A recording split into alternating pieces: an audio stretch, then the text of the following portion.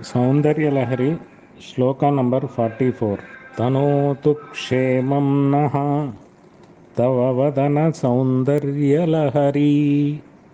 Thanothu Kshemam Naha Tava Vadanasoundaryalaharee. Pareevaaahasrothahsaraniriva Seemanthasaranihi.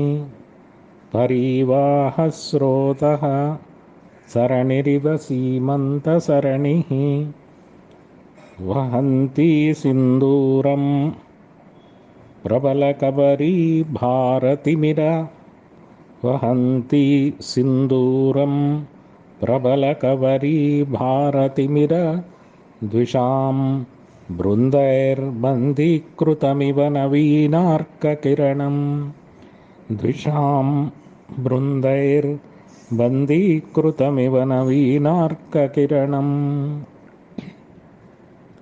Thanothu Kshemam Naha Tava Vadanasoundaryalaharee. Pareevaaahasrothahsaraniriva Seemanthasaranihi. Vahanthee Sindooram Prabalakabareebhaarathimira. Dvishaam Brindairbandeekruthamiva Naveenaarkakiranam. This is another ecstatic meditations given to us by Jagadguru Adi Shankaracharya, and you will notice that this is the only sloka in the entire Soundarya Lahari where the word Soundarya Lahari is used. Thanothu Kshemam Naha Tava Vadanasoundaryalaharee. Now the meditation is on the sublime beauty of Mother's Devi's face and the hair. First we have seen the description of the crown. Now then we have seen the beauty of her hair. Now we turn our attention to her face, which is like the Purna Chandra, the full moon kind of a face, giving waves of beauty. Soundarya Lahari.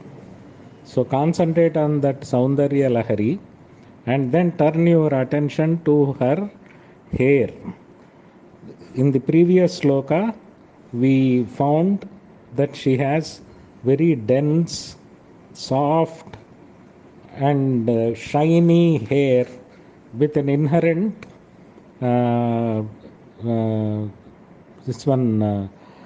smell, inherent nice aroma coming from her hair.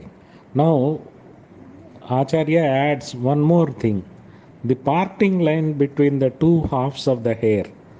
The parting line that is called Seemanthasaranihi. That Seemantha, she wears vermillion. Vermillion is the kumkum. So she wears the vermilion as a mark of the Mangalya.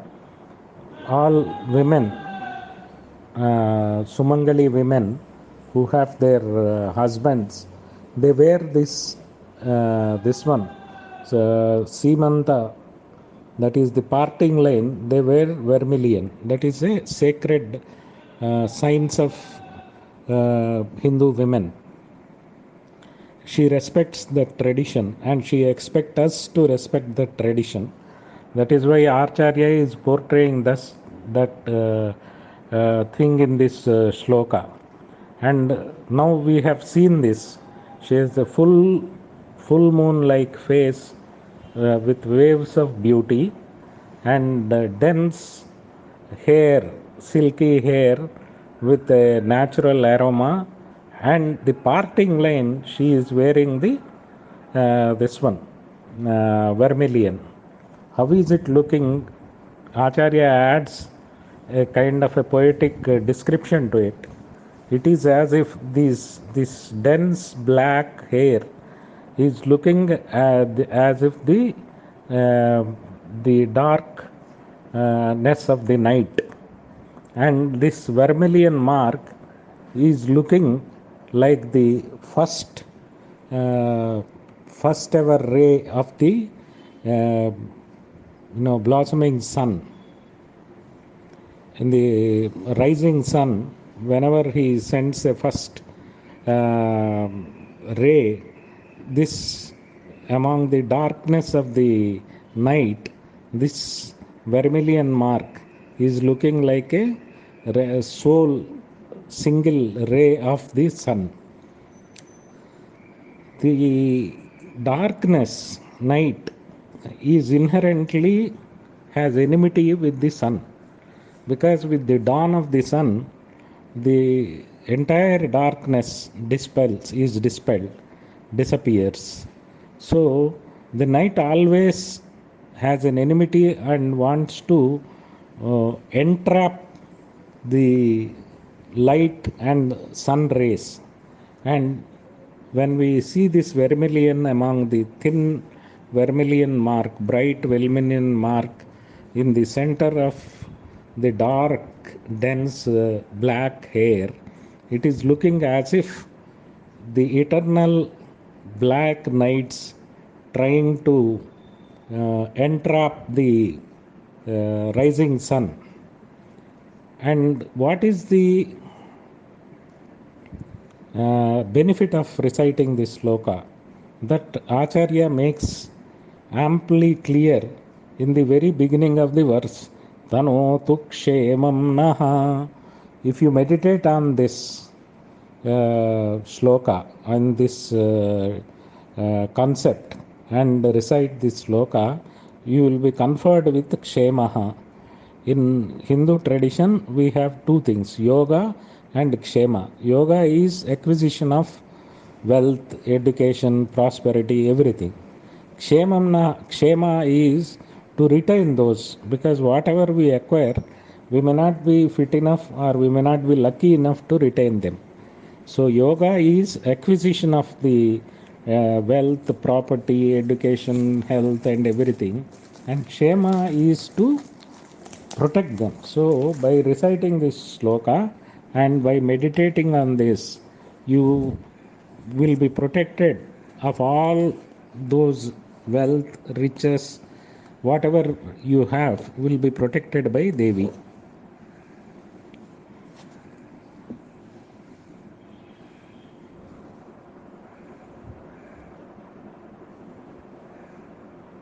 This mantra, the poetic imagery of Devi's beauty with the streak of vermilion adorning the parting line of her hair, like the rays of the rising sun, conveys a striking image of Devi in her full form, radiant from head to toe. She is Aruna. Her face is overflowing with beauty that spreads to the parting line in her dark tresses and carries the nectar to both parts of her crown. This is the divine mandala of the fully awakened Shakti beyond Sahasrara, which Jagadguru Shankaracharya sees and conveys through poetic imagery. With the awakening of the Sahasrara, the entire structure of our brain is illumined. This illumination spreads out to the deepest recesses in a homogeneous stream, awakening the full potential of Shakti. The effulgence of Sahasrara then reveals the Shakti in her most striking form, looking down on creation. The vermilion mark adoring the parting line of a woman's hair is a sign of Saubhagya, the happily married state of Devi's condition after her union with Shiva in the Sahasrara. Shankara's description of this experience of transcendence is a rare feat that he accomplished through the grace of Devi herself. In this, the experiencer and the object of experience merge and one does not experience separateness.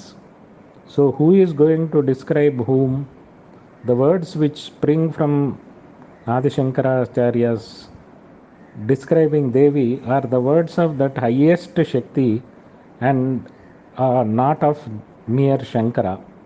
Devi speaks through him, and thus these mantras are extremely important because they can generate the same experience within anyone who chants them.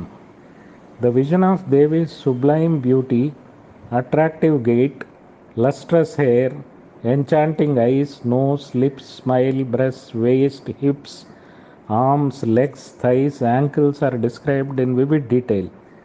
In addition, her jewels and decoration are also given in detail.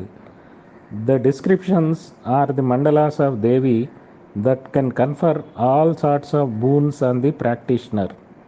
Each mantra conveys a different mandala of Devi that can be visualized while reciting the mantra. This offers the scope of generating an awakening within oneself so that the grace of Devi can descend on us. One has to become qualified in order to invoke the grace of Devi within. In Soundarya Lahari, Adi Shankara shows the way to do this by chanting the mantra and visualizing the mandala of Devi within oneself in the regions of Sahasrara, Ajna, or Anahata.